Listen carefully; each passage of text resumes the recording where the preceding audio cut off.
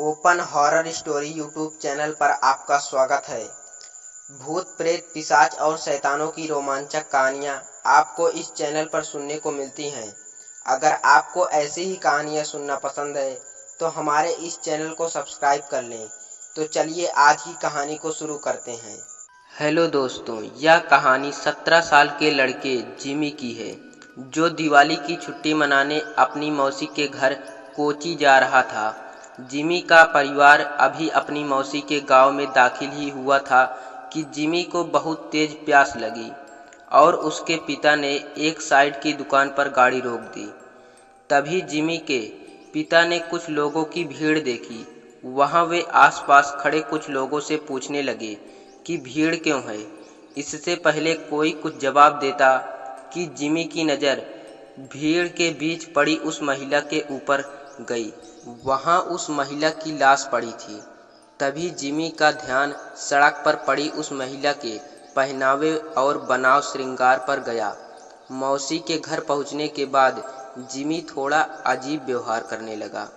उसके घरवाले ने सोचा कि वह उस सड़क पर लाश देखकर परेशान है, लेकिन जिमी का ध्यान अभी भी उस अंगूठी पर था जो अभी तक उसके पास थी।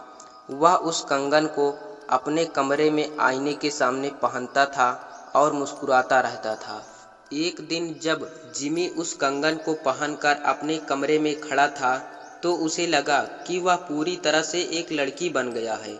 वह अपनी चचेरी बहन रीचा के पास गया और उससे सजावट के लिए कहा।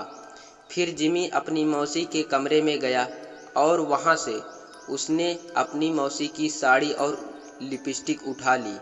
वह तैयार हो रहा था कि जिमी के पिता उसके कमरे में आ गए।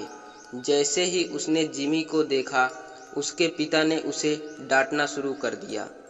जिमी ने रोते हुए कहा कि वह एक लड़की बनना चाहता है। यह सुनकर उसके पिता को बहुत गुस्सा आ गया और उसे बुरी तरह से पीटना शुरू कर दिया और उसके कमरे को बाहर से बंद करके चला गए। जिमी अपने कमरे में बैठे बैठे जोर जोर से रोने लगा। तभी अचानक उसे दीवार पर एक लड़की की परछाई नजर आई और वह धीरे धीरे उसी की तरफ आने लगी। परछाई को देखकर जिमी थोड़ा घबरा गया और जोर जोर से कमरे का दरवाज़ा पीटने लगा, लेकिन किसी ने दरवाज़ा नहीं खोला।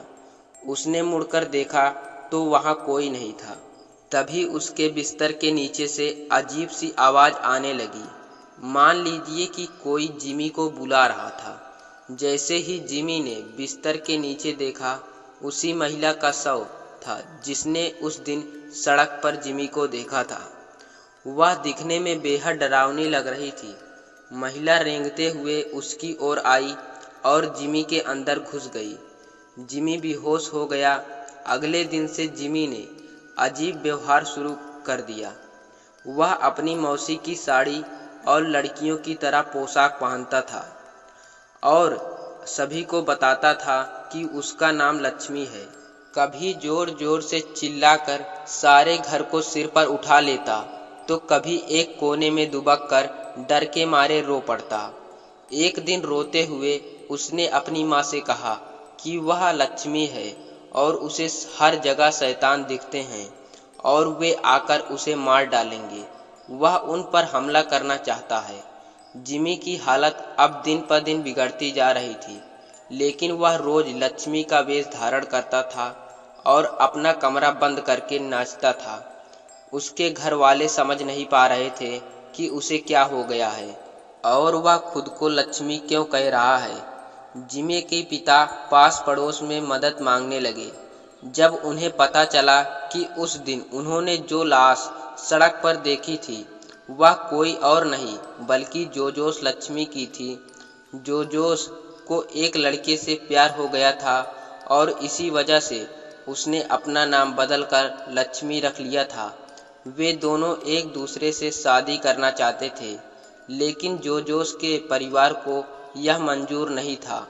ऐसा करना उनके लिए बहुत बड़ा पाप था और गांव के बदनामी के कारण उन्होंने जोजोस यानी लक्ष्मी को सबके सामने मार डाला। यह सुनकर जिमी के पिता के रोंगटे खड़े हो गए। उन्हें जिमी के साथ अपने व्यवहार पर बहुत पछतावा हुआ। वह समझ गया कि लक्ष्मी की आत्मा उसके पुत्र जिमी के शरीर में प्रवेश कर गई है। वह जल्दी से सारी बात बताने के लिए घर के लिए निकल गए, लेकिन तब तक बहुत देर हो चुकी थी। जिमी उस दिन भी अपना कमरा बंद करके नाच रहा था। जब उसे पता लगा कि उसके दरवाजे पर शैतान उसे मारने आए हैं, वही शैतान जिनके पैर उल्टे थे, जिनके दांत खून से लथपथ थे और जिनके नाखून लंबे थे, जिमी घबराहट में रोने लगा। जब तक उसके परिवार के बाकी लोगों ने दरवाज़ा तोड़कर अंदर दाखिल किए, जिमी का पूरा शरीर जम चुका था। वह तुरंत उसे अस्पताल ले गए। डॉक्टर ने बहुत कोशिश की और वह किसी तरह बच गया।